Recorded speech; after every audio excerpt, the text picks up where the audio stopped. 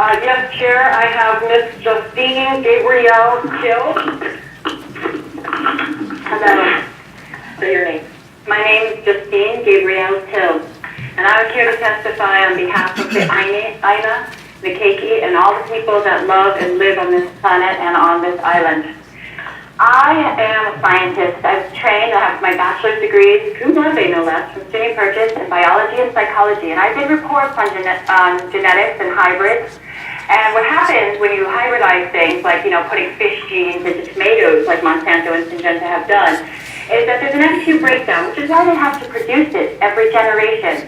But what they've found is actually that there's a third generation of sterility that happens when farm animals are fed this freaking corn and grain. 90% of the BT corn that is destroying the world, in my opinion, because it causes leaky gut along with the hybridized wheat. And what that does is it causes you to have holes in your intestines, and it doesn't allow you to absorb your nutrients anymore. The result is that, I've worked for over 10 years with people with disabilities, particularly autism, and Maui has a lot of people with autism.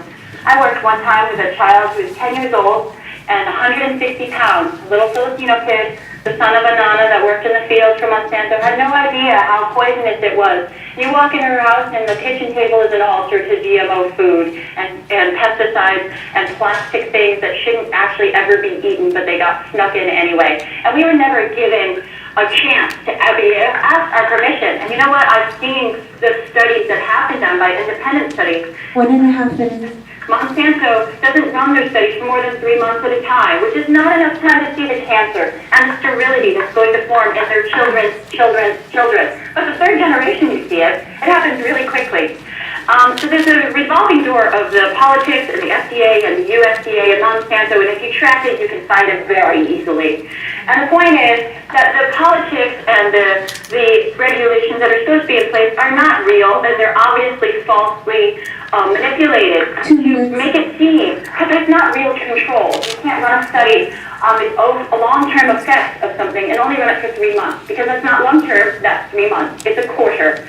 So, Shaka Movement, I should also make a note, does not put hate posts out. Before you testimony. Different companies and entities that did that. That's why Shaka Movement likes to stay in integrity. And Maui Pineapple, when that company was when DBT was becoming illegal, Maui Pineapple came up the rest of it, even though it was shown to cause sterility and tumors and deformities, and it still stayed on the Maui pineapples today, and that is wrong. Legal pineapples have seeds. I think this minute is up. Okay, so that's what I have to say. I choose to refute that which is untrue in the statements that have been stated by this Your time is supposed... up. Thank you very much.